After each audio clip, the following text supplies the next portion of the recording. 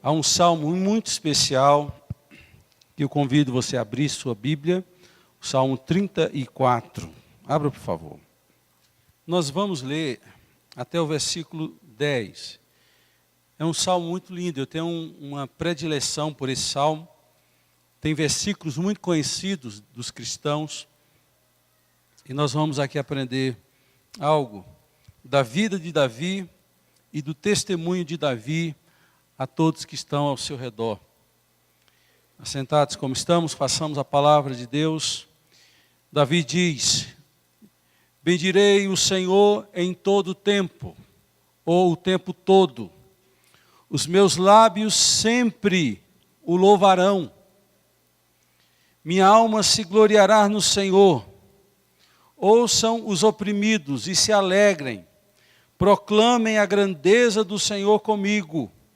Juntos exaltemos o seu nome.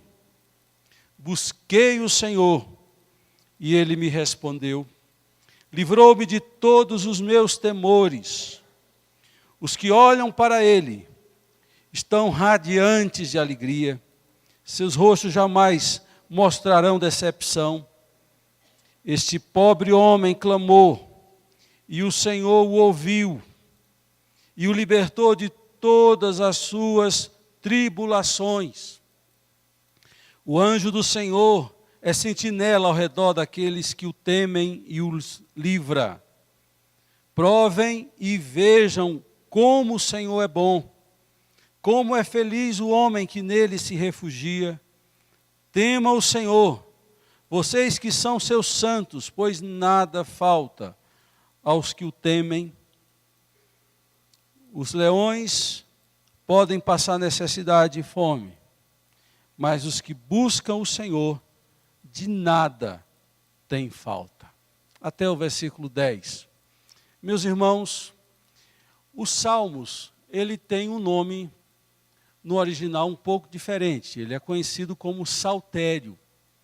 O que é um saltério? São composições musicalizadas.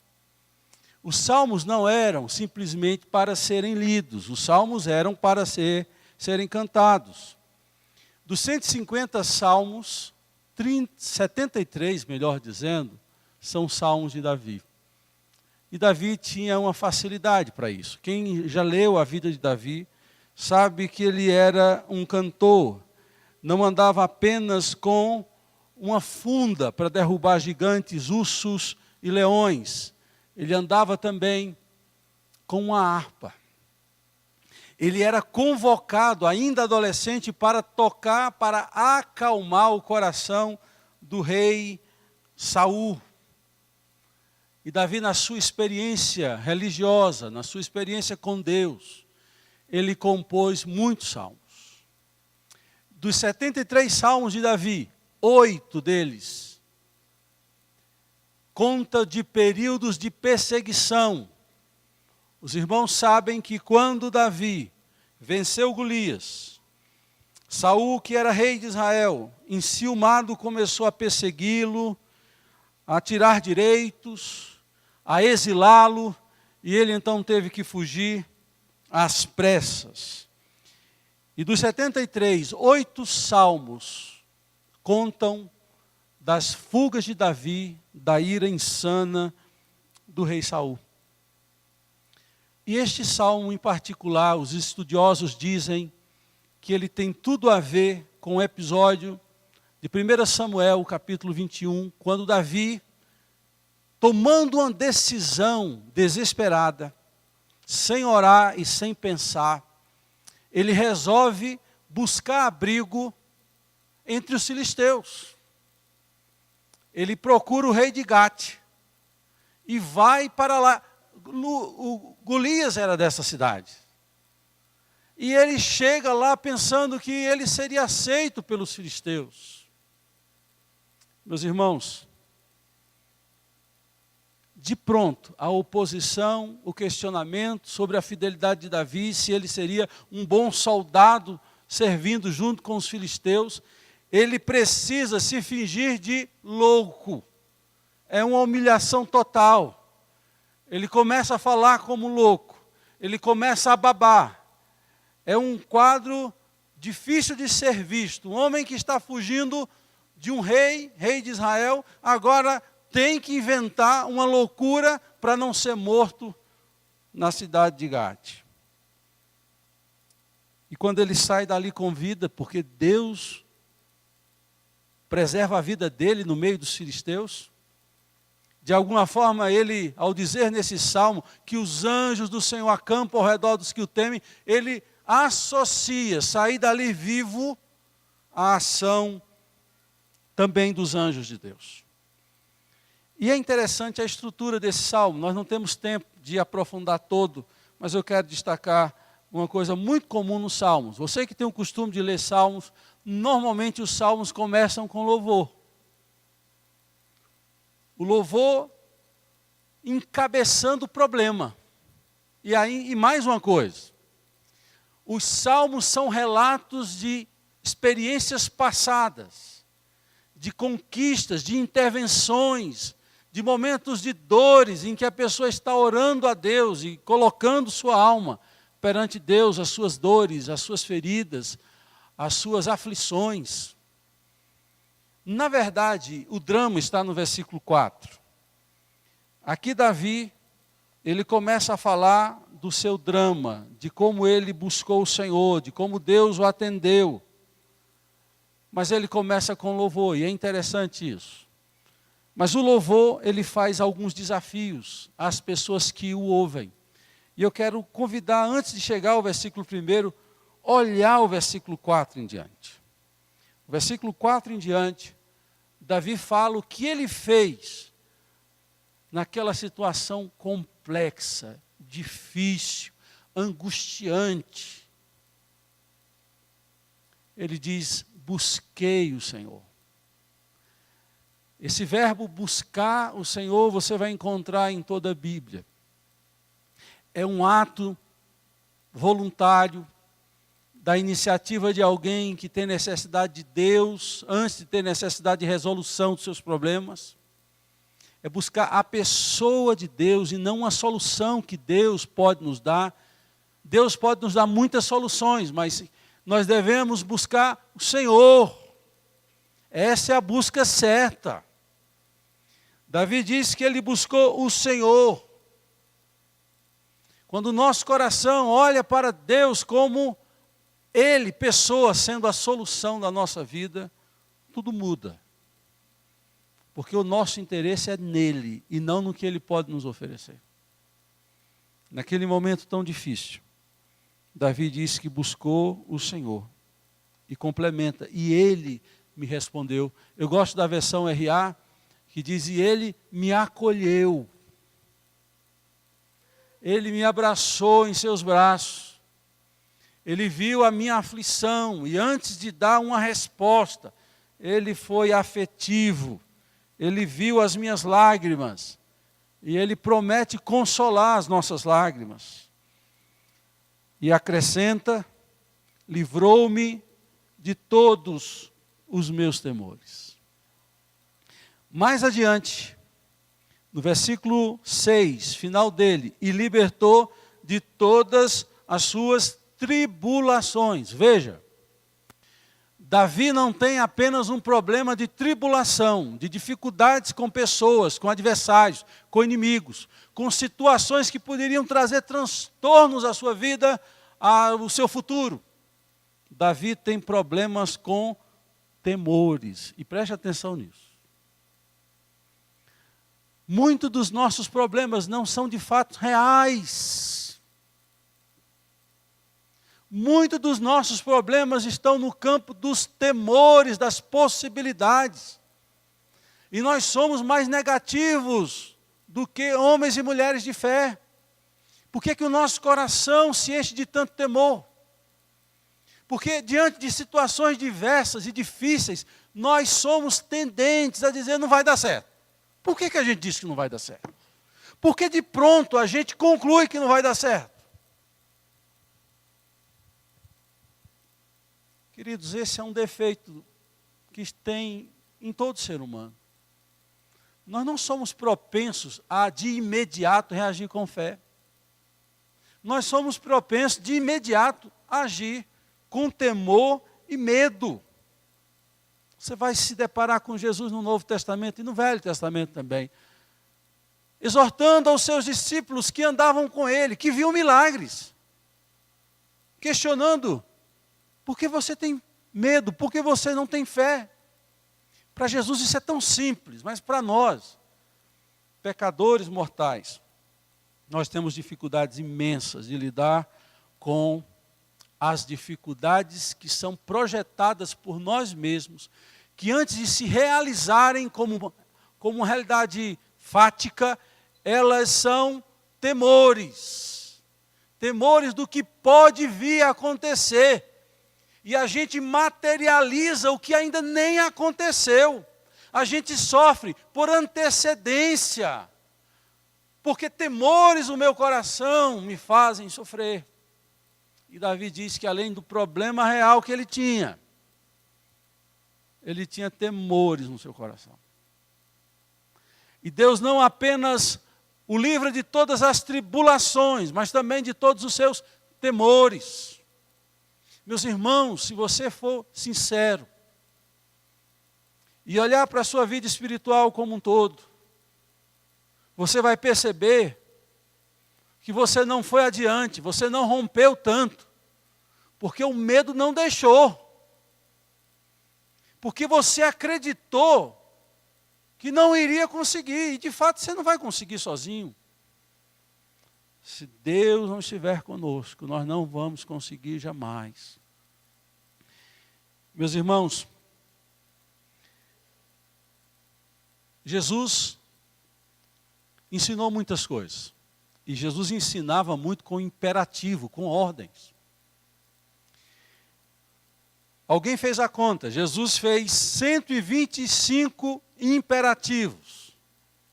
Ordens, uma delas, ide por todo mundo, pregar o evangelho a toda criatura. Isso é um imperativo, isso é uma ordem. Dos 125 imperativos que Jesus deu, 21 deles foi imperativo para que eu não tivesse medo. Uma conta aí por baixo, 1/5. Veja a importância que Jesus dá à coragem, à determinação, à confiança nele, à fé. E veja como nós somos frágeis nesse aspecto, como nós duvidamos. Quantas vezes você ouviu Jesus dizendo: por que você duvida? Nós precisamos romper o mundo do sobrenatural com fé. Porque o natural, no mundo do natural, a incredulidade e o medo é o normal. Quando você substitui o medo, a ansiedade, pela confiança e fé, meu irmão, você está agindo sobrenaturalmente, porque o normal do ser humano é agir com medo e com dúvida. Por isso que o Philip Yancey acertadamente diz que a fé nasce da dúvida. Primeiro nós agimos, e agora, Deus, que vai ser? Aí Deus te desafia, creia, crê somente. Você imagina Jairo ouvindo isso de Jesus? Depois de ter ouvido dos emissários, lá que chegaram da sua casa, tua filha já morreu, não tem mais jeito para ela. É diante dessa situação que Jesus diz: não temas, crê somente. É muito difícil, irmão. É muito difícil sair do mundo do natural para entrar no mundo do sobrenatural. E fé é um ato sobrenatural. Não é natural do ser humano ter fé. Por isso que é um presente de Deus. Isso não vem de vós, é dom de Deus. Então nós já estamos sabendo como a coisa funciona. Primeiro vem aquele medo da incredulidade. Como é que você comporta? Senhor Deus, não consigo sozinho. Meu coração não tem um pingo de fé, uma gota. Mas se o Senhor fortalecer o meu coração, se o Senhor me fizer ver com os olhos da fé, se o Senhor colocar esperança dentro da minha alma, não existirão obstáculos, não existirão medos, receios. passou recentemente, ganhou o Oscar, um filme em que o primeiro-ministro inglês, Churchill, foi o protagonista principal. Um homem muito importante na Segunda Guerra Mundial, que encarou os alemães com uma determinação admirável. E ele depois, em seus escritos, ele confessa que 73%, segundo ele fala, das coisas que ele achava que não iam dar certo, deram certo. Irmãos, nós não somos diferentes dele, não. Se a gente for avaliar o nosso dia a dia, a nossa dinâmica de vida, diante de adversidades, de gigantes, de monstros que se apresentam diante de nós, de toda ordem, de toda magnitude, a gente vai se apequenando. A gente acha que não vai dar certo. Agora imagina se a gente achasse que ia dar certo. Ia ser 100% certo. Porque a fé remove montanhas e faz com que as coisas de fato venham a acontecer. Há uma frase que eu acho muito interessante, que eu já coloquei no boletim da nossa igreja, uma vez aí atrás, do Max Lucado. O Max Lucado vai dizer o seguinte: o medo sempre vai bater na sua porta. Simplesmente não o convide para jantar.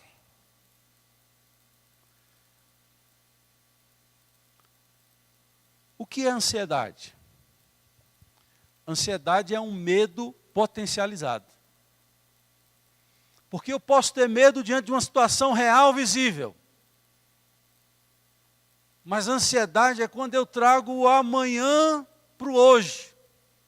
Eu sofro, além de sofrer antecipadamente, a minha ocupação é em cima de coisas que nem sequer aconteceram. Isso é que nós chamamos de ansiedade.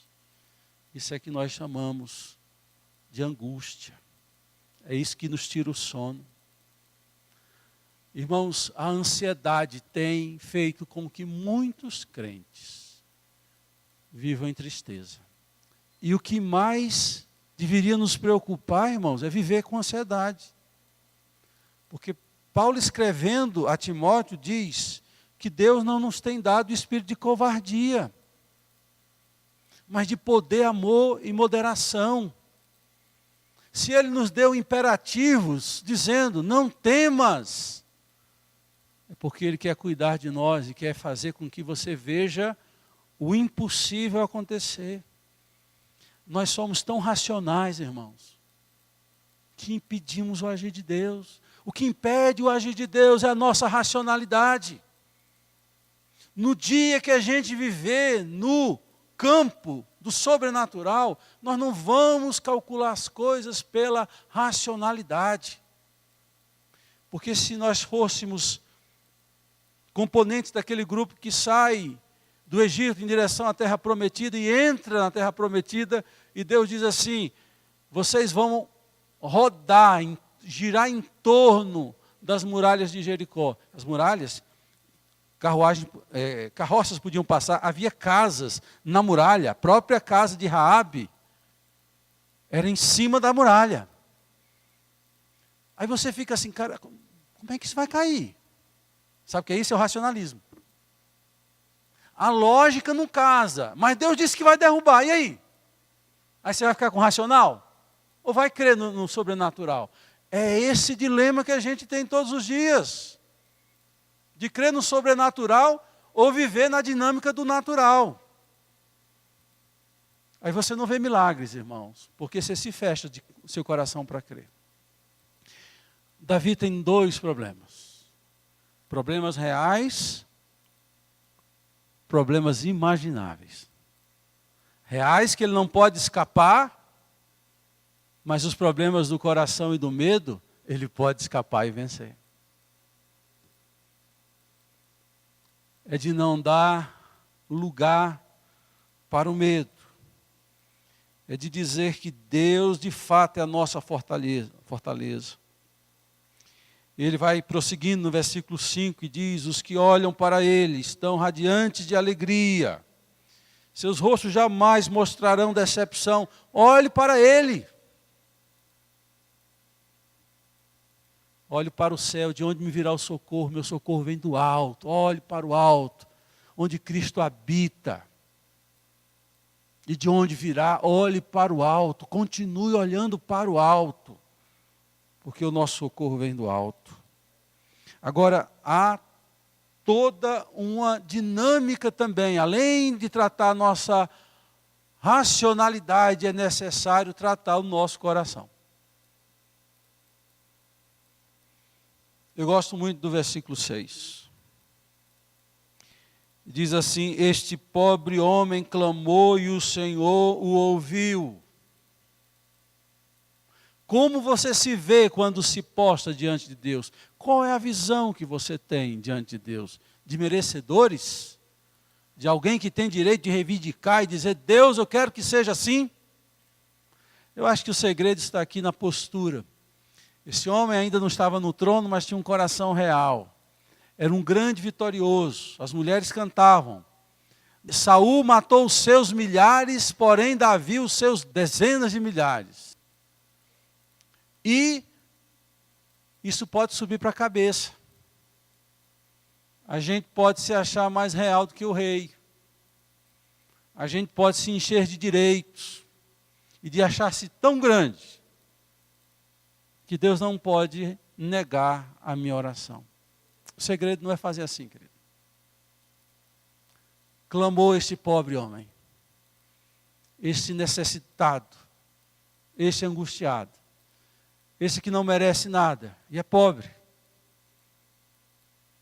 E Deus gosta disso. Deus gosta de um coração quebrantado e compungido. Diz a Bíblia que Deus não despreza. Deus não despreza a oração de uma mãe que se aproxima dele e clama por sua filhinha, que está horrivelmente endemoniada. E ele atende o seu clamor, a sua petição, porque aquelas pessoas se colocam numa postura de alguém que não merece receber. Este pobre homem clamou, e o Senhor o ouviu, e o libertou de todas as suas tribulações. As tribulações são no dia a dia, são dificuldades reais, são ondas, são gigantes. Talvez você já ouviu vários sermões sobre deserto, que Deus nos leva para o deserto, é uma metáfora das dificuldades da vida. Deus nos leva para os vales, é outra metáfora para as dificuldades da vida. E são tantas outras metáforas das dificuldades da vida. Eu não quero saber quais são as metáforas, eu quero saber que em todas Deus liberta aqueles que clamam a Ele, que creem nele.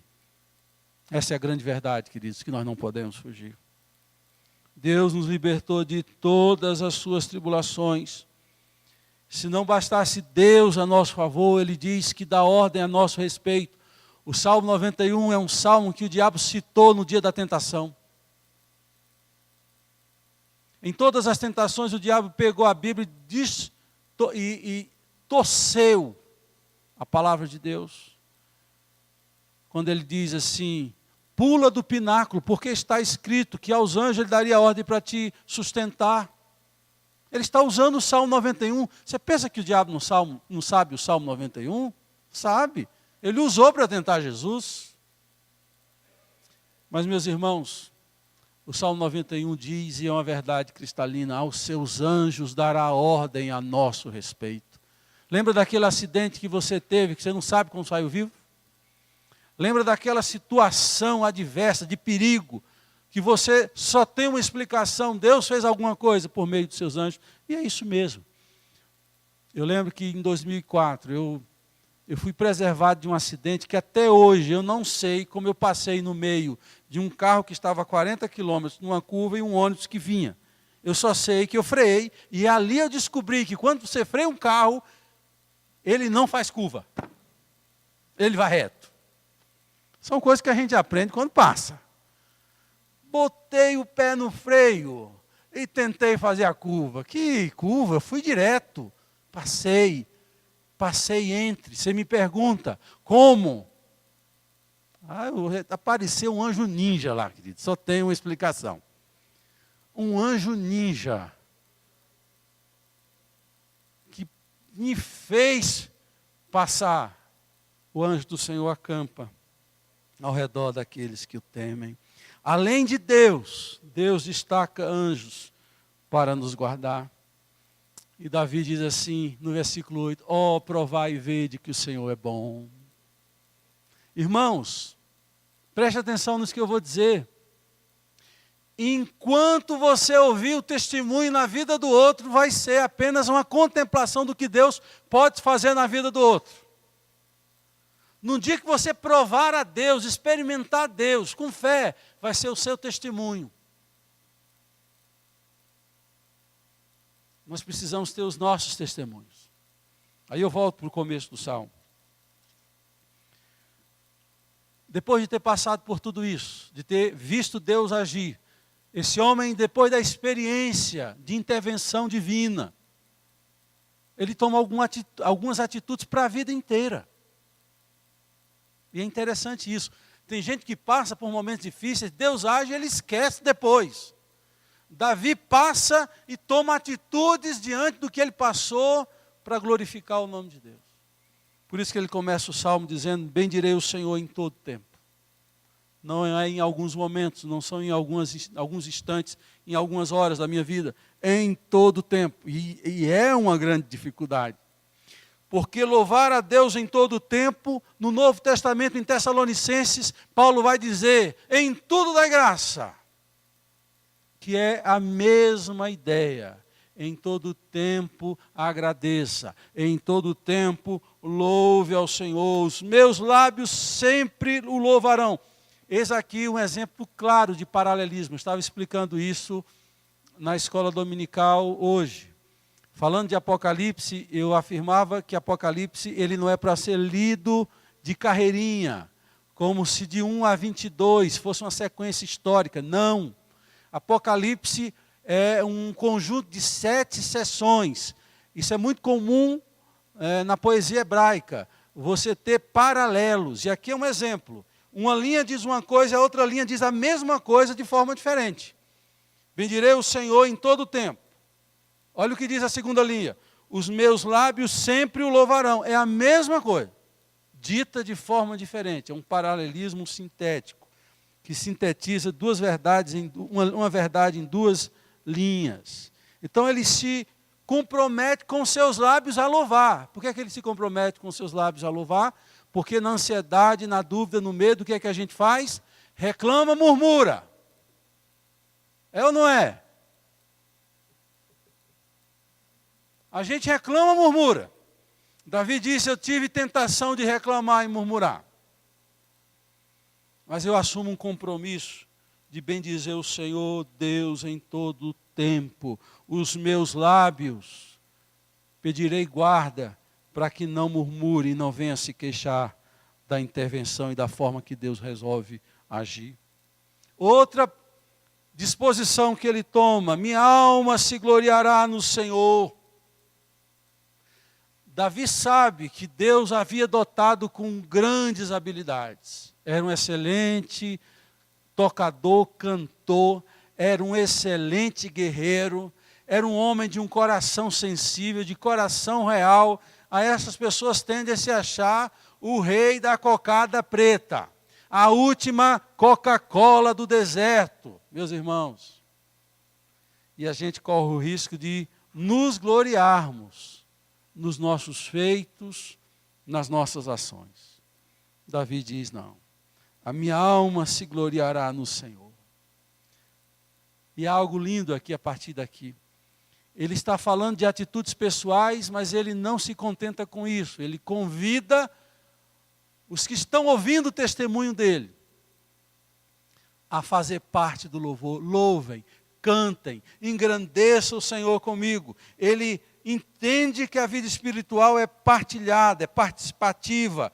Que nós, quando vencemos uma batalha e contamos um testemunho, não é para o outro ter inveja e dizer, poxa, Eu estou nessa igreja há 30 anos, não acontece comigo. Aí chega esse cara, senta na janelinha e Deus abençoa. Porque ele teve fé, ele confiou em Deus. Você está aqui há tanto tempo e fica aí. Sem desenvolver a comunhão e a fé. Meus irmãos, ele convida. Proclame a grandeza do Senhor comigo. Juntos, exaltemos o nome.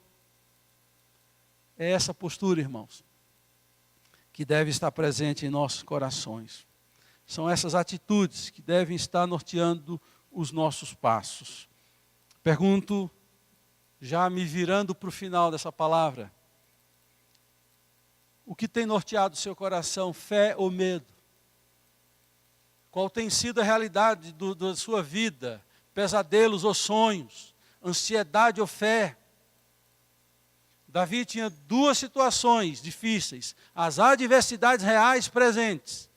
E o pior, os temores. Quantas energias nós gastamos com medo? As energias que a gente gasta com medo são menores que as energias que a gente gastaria com a nossa fé. E à guisa de conclusão, eu lembro claramente de Gideão. Eu gosto desses personagens que demonstram fraqueza. Eu tenho uma fraqueza para isso, porque eu me vejo nessas pessoas. Eu tenho medo daqueles personagens bíblicos, você olha assim, cara, não tem um erro na vida desse homem, dessa mulher. Quando eu vou para Israel, eu não perco, eu vou no Carmelo visitar o monte de Elias, porque aquele homem se mostrava tão fraco, correu de uma mulher. É claro, tem mulher que a gente corre mesmo, e as bichas são brabas. Mas,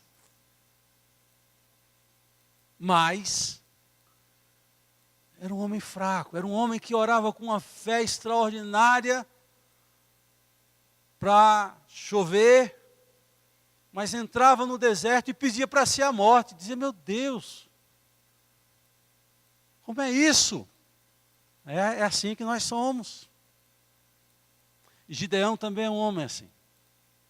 Gideão era medroso, mas põe medroso nisso. Aí Deus chama um homem medroso. Está lá em Juízes capítulo 6. Gideão está se escondendo dos midianitas no lagar, trabalhando com trigo. E lagar é para trabalhar com uva, mas ele está ali escondido, pensando que ninguém ia achar, porque está ali no lagar, mexendo ali com trigo. Aí o anjo aparece e diz assim, homem guerreiro, vitorioso, valente. Ele diz, Senhor, se Deus é conosco, não teria acontecido isso. Olha a murmuração, olha a incredulidade desse homem. Aí o anjo diz, vai nessa tua força e liberta Israel. Eu digo assim, mas esse anjo não tá bem da bola, não. O homem diz que é frouxo, o homem diz que está reclamando, e ele manda nessa força. E depois eu entendi, irmãos. Se você usar essa energia que você está usando para ser incrédulo, para ser crédulo, você é imbatível. Ninguém te segura. É hora da gente usar a nossa energia, que a gente está usando para reclamar, para se queixar. Isso virá fé. Vá nessa tua força e veja Deus te libertar dos seus temores.